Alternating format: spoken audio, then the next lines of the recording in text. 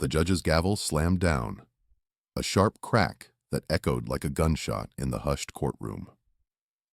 The sound seemed to flatten the air, making it hard to breathe, sealing the fate of the young man standing before him.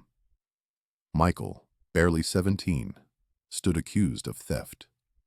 His shoulders were slightly slumped, but his gaze remained steady, fixed on some point beyond the wooden railings. Across the room, his mother, Sarah, watched him, her face a canvas of despair. Every line around her eyes, every tremor of her lips, spoke of a pain too deep for words. The prosecutor, a stern woman with an unyielding gaze that seemed to miss nothing, stepped forward. Her voice was clear and cold, cutting through the tension. "Your Honor, ladies and gentlemen of the jury, the evidence is irrefutable." She paused, letting her words hang in the air before continuing. "We have a surveillance video showing Michael taking items from a convenience store. He confessed yes, but he claims he did it to protect his mother. The truth, however, is much simpler. He is a thief." Her words hit like a physical blow, even though everyone in the room had heard them before. Michael didn't flinch. He just stood there, absorbing the harsh judgment. His quiet dignity was almost unsettling, especially against the backdrop of such overwhelming evidence and the prosecutor's cutting remarks. For a moment, his eyes met his mother's. It was a fleeting connection, but in that brief exchange, a silent promise passed between them. A promise of protection, of understanding, of a love that transcended the sterile confines of the courtroom. He offered no further defense, no excuses, no pleas. He simply accepted the blame, a heavy cloak he seemed to wear with a strange, almost defiant grace. The judge, a man known for his thoughtful and often compassionate rulings, cleared his throat. The sound brought everyone back to the present. He announced that the sentencing proceedings would begin shortly, his words hinting at a severe outcome for Michael. The full impact of what that meant, however, remained veiled, a dark cloud on the horizon.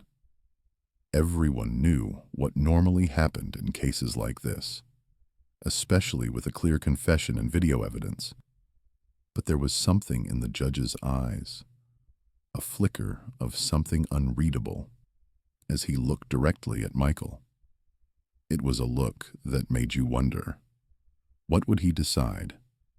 In that moment, a son's love became his cross to bear, yet also his shield. It was a sacrifice made in silence, its true depth known only to two people in that crowded room. The question hung heavy in the air. Would this love be enough to change the course of justice? Before we continue, make sure to subscribe to the channel so you don't miss the rest of Michael's story. And tell us where you're watching from in the comments below. We love hearing from you. Michael's story didn't start in a courtroom. It began in a small working-class neighborhood, a vibrant corner of an American city where brick row houses stood shoulder to shoulder, their stoops often filled with neighbors chatting in a mix of languages. The air usually carried the scent of different cuisines, drifting from open windows and the distant rumble of city buses. Their home, though modest, was always kept neat and organized, a testament to Sarah's relentless effort. Every morning, before the sun was fully up, Sarah would be out the door, heading to her first job, often a cleaning shift at a downtown office building. Then, after a quick lunch, she'd be off to her second, usually at a local diner, where she'd sling hash and coffee until late evening. This was their routine, a daily grind of survival that was common in their close-knit immigrant community. People here understood hard work, the value of $1, and the quiet pride of making ends meet. Family honor wasn't just a phrase. It was a way of life, something you strive to uphold, especially for your children. Michael, bright and observant, soaked it all in. He was a good student, always bringing home decent grades, and he felt the unspoken pressure to succeed, to break free from the cycle, to ease his mother's burdens. He saw how tirelessly she worked, how she stretched every dollar, how she made sure he always had what he needed, even if it meant she went without. The prosecutor, the stern woman in the courtroom, wasn't a personal enemy in their daily lives, but she represented something larger, a harsh, unforgiving side of a system that often felt indifferent to their struggles. The store where Michael was caught, a large, impersonal chain, was just another symbol of that disparity. It stood in stark contrast to the small, family-owned businesses that dotted their neighborhood, places where owners knew your name and perhaps even your story. This large store, with its bright lights and endless aisles, felt like a world away from their reality, despite being just a few blocks from their apartment. Subtle hints of their financial struggles had always been there, woven into the fabric of their lives. Michael remembered Sarah's increasing exhaustion, the way her shoulders sometimes sagged a little more than usual after a long shift. He'd hear hushed phone calls about bills, or see her poring over statements late at night, a worried frown on her face. He knew they were careful with money, that every purchase was thought through, every meal planned. He saw his mother sacrifice constantly, new shoes for him instead of herself, an extra shift taken to cover an unexpected expense. These observations fueled a quiet fire in Michael, a growing desire to help, to somehow lighten her load. He wanted to be the one taking care of her, for a change. He didn't know how, but the feeling grew stronger with each passing day as he watched his mother slowly wear herself out. He felt a quiet desperation building inside him, a need to act, to do something, anything, to make her life easier. He just wanted her to smile without that tired look in her eyes. The cracks in their family's foundation, though often hidden, had been showing for a while, growing wider with each passing year. Michael could pinpoint specific moments, small things that chipped away at their sense of security. He remembered the subtle humiliations from school, like the worn-out sneakers he had to tape together for gym class when all the other kids had brand new ones, or the times he had to sit out on school trips or after-school activities because they couldn't afford the fees. These weren't huge, dramatic events, but they added up, making him feel different, set apart. He'd learned to pretend he didn't care, to shrug it off. But inside, a knot of embarrassment would tighten. Then there were the external broken promises, not from people they knew, but from the systems that were supposed to help. Sarah had once been promised a raise, after working extra hours for months, only for it to vanish when a new manager took over. "Budget cuts," they said, with a dismissive wave, as if her effort meant nothing. Another time, they'd applied for a local housing assistance program, hoping for a little relief, but after months of paperwork and waiting, they were told they didn't quite qualify, falling through some bureaucratic gap. It felt like a slap in the face. A promise of help dangled and then snatched away, leaving them more disheartened than before. These weren't malicious acts, but they were careless, leaving a trail of frustration and a deeper sense of being overlooked. The antagonist in their story wasn't just the prosecutor or the impersonal store. It was more abstract, a systemic pressure that pushed Sarah to her limits. The lack of affordable childcare meant she couldn't take on certain jobs, limiting her income. The rising cost of living in their city meant that even with 2 jobs, she was barely treading water. When they sought help from various institutions, they often met with impersonal forms, long queues, and people who seemed to follow scripts rather than listen to their real problems. It was a constant battle against an invisible force, a current pulling them down, no matter how hard they swam. Michael watched his mother, seeing the cumulative effect of these small defeats. The constant struggle, the endless worrying, it all began to wear her down. Her usual bright smile faded, replaced by a tired, almost vacant look in her eyes sometimes. He'd catch her staring blankly at the wall, lost in thought, her shoulders slumped. The quiet desperation became more pronounced. She'd sigh more often, a deep, weary sound that spoke volumes. He felt a deep, protective love for her, a fierce need to shield her from more pain. He understood that what happened, the event that led them to the courtroom, wasn't an isolated mistake. It was a desperate response, a breaking point after years and years of relentless pressure. He knew she wasn't just tired. She was close to giving up, and that scared him more than anything. He couldn't stand to see her like that, her spirit slowly eroding under the weight of a life that felt too heavy to bear alone. He knew he had to do something, anything, to bring back the light in her eyes, to ease the burden that was crushing her. The financial and emotional weight on their shoulders grew heavier with each passing week. Michael started hearing hushed, intense conversations between Sarah and their landlord. He'd pretend to be asleep in his small bed, listening to the low, urgent tones from the living room.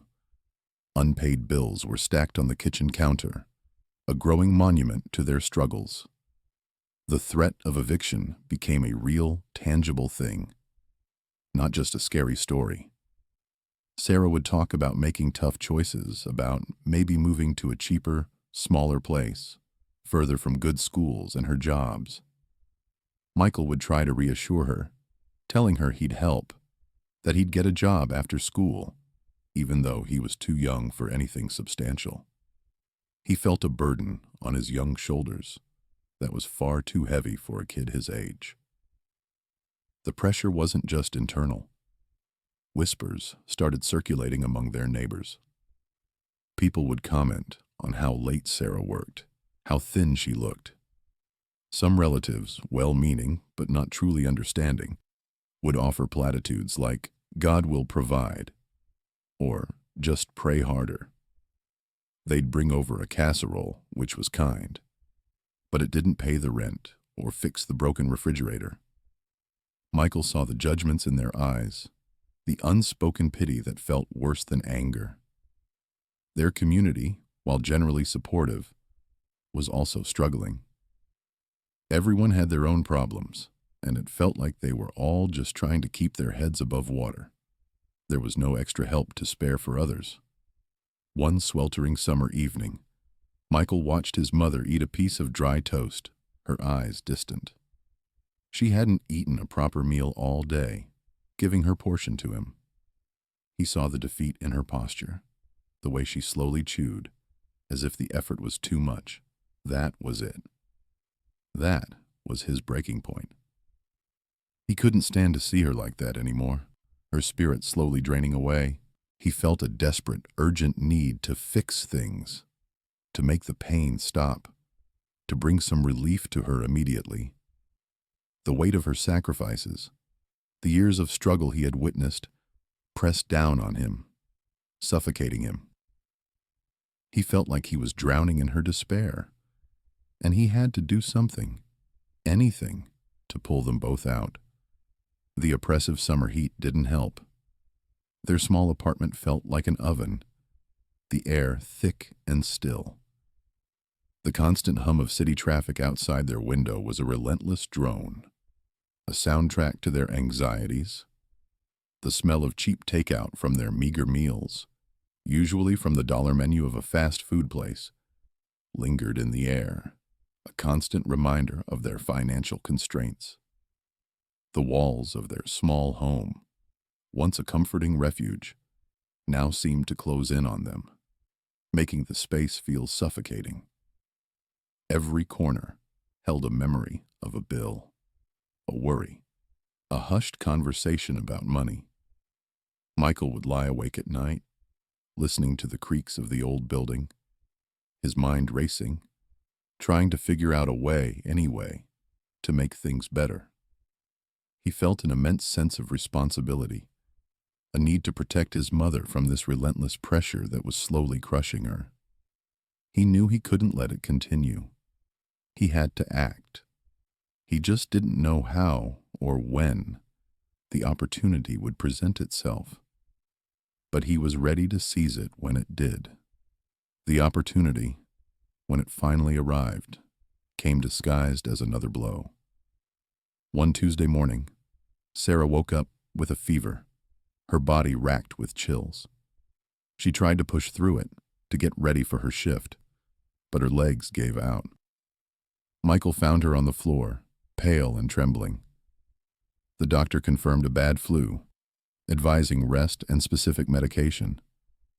But with no sick days saved, missing work meant no pay, and without pay, there was no way to cover the rent, let alone the prescription. Michael watched his mother struggle to breathe, her eyes clouded with pain and a quiet desperation. He saw the tears track silently down her temples, not from the physical discomfort, but from the crushing weight of their situation. He felt a cold dread seep into his bones. This wasn't just about money anymore. It was about her health, her very survival. He didn't think, not really. His mind went blank, replaced by a singular, burning need to help his mother. He remembered the small pharmacy attached to the corner store, the one they sometimes went to for essentials. He knew they couldn't afford the medicine. He also knew his mother would never ask for charity, not directly. He saw the store as a potential solution, a place where he might find a way to get what she needed.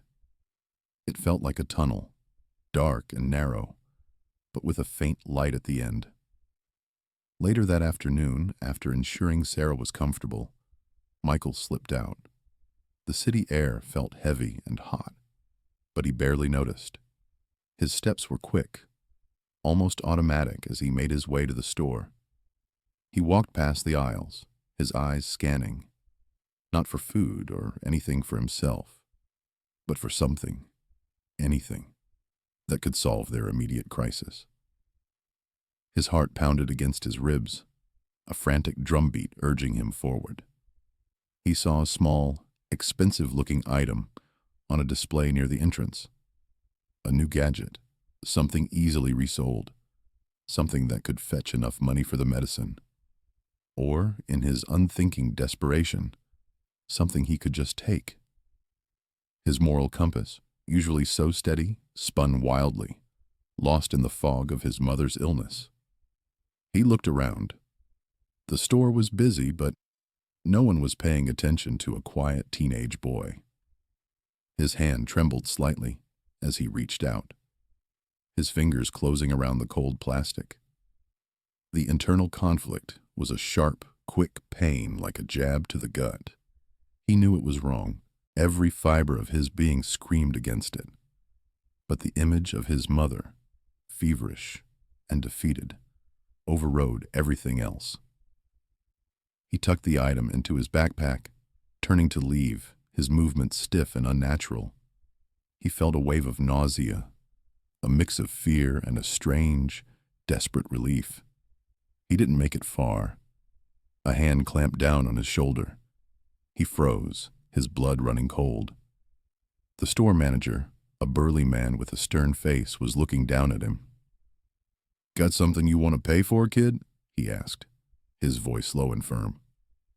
Michael's mind raced, but his mouth felt dry.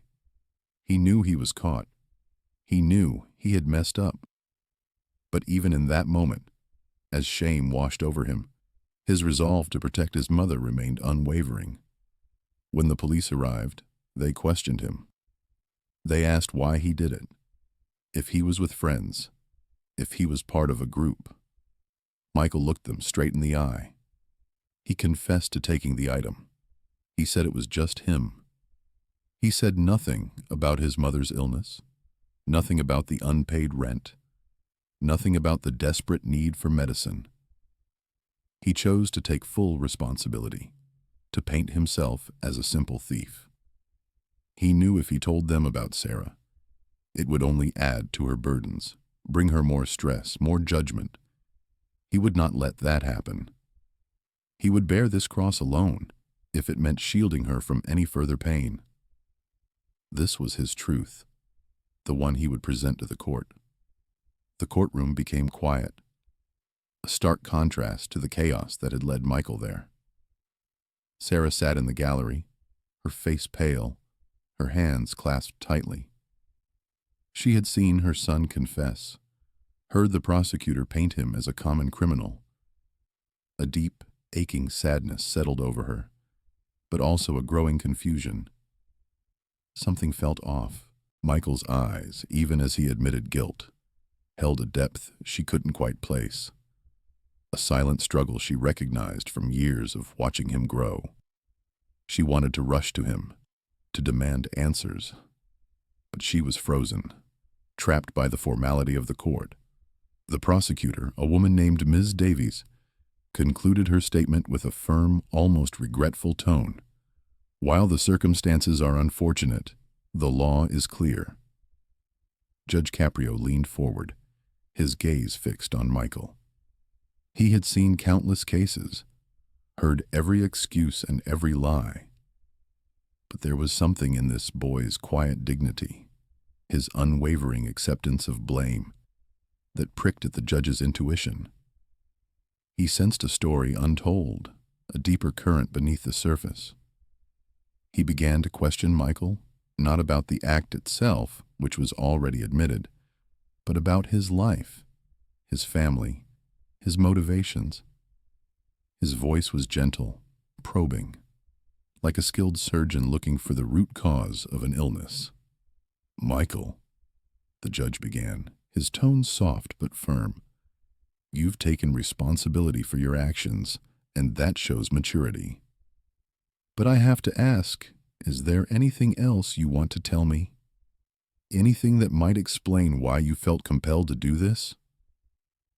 Michael hesitated. He looked at his mother, then at the floor. He had promised himself he wouldn't break. He had sworn to protect her. But the judge's eyes, full of an unexpected warmth, made him falter. He took a deep breath. "My mom. She was sick," he started, his voice barely a whisper. "She had a fever, really bad. She couldn't go to work. We needed medicine, and we didn't have money for it. Not for the rent either. I had to do something." Sarah gasped from the gallery, a small, choked sound. Tears welled in her eyes as the pieces clicked into place. All this time, she had thought he was just being a reckless teenager. She hadn't realized the true depth of his desperation, the burden he had been carrying in silence. The prosecutor, Ms. Davies, shifted in her seat, her stern expression softening minutely. Even she seemed taken aback by the raw honesty. Michael continued, the words tumbling out now that the dam had broken. He spoke of his mother's long hours, her exhaustion, the constant struggle to make ends meet. He described seeing her cry silently, how it broke his heart. He didn't try to excuse his actions, but he laid bare the context, the crushing weight of their circumstances that had led him to that desperate decision. He ended by saying, "I just wanted to help her. I didn't want her to worry about me too." Judge Caprio listened, his expression solemn. He glanced at Sarah, who was now openly weeping, her face a mixture of anguish and profound love. He understood. This wasn't a case of malicious intent, but of a son's desperate love. He acknowledged the law, the need for consequences, but also the extraordinary human element at play. "Michael," the judge said, his voice thick with emotion, "what you did was wrong, legally, but your heart, son, was in the right place." He delivered his verdict. Not a dismissal, for the law had been broken, but also not a harsh sentence. He ordered community service, a program focused on helping families in need. More importantly, he arranged for social services to connect with Sarah, to provide resources for medical care, financial assistance, and counseling. He looked directly at Michael and Sarah. "This court will ensure you both get the support you need. Your son made a mistake, ma'am, but he did it out of love. And that kind of love, while it can lead to trouble, can also build incredible strength." Michael and Sarah met in the hallway after the hearing. Sarah rushed to him, pulling him into a tight embrace. She sobbed into his shoulder, murmuring apologies, telling him how proud she was, how much she loved him. Michael held her, feeling the last of the tension drain from his body. The weight he had carried for so long finally lifted. In the days that followed, the community rallied. Neighbors offered help. Local charities provided assistance, and Sarah found a better-paying job with more flexible hours. Michael served his community service with dedication, understanding that true strength wasn't about avoiding mistakes, but about facing them, learning from them, and protecting those you loved with integrity. The experience had been painful, a harsh lesson, but it had also forged an unbreakable bond between mother and son, showing them that even in the harshest systems, kindness and understanding could still be found, paving a new path forward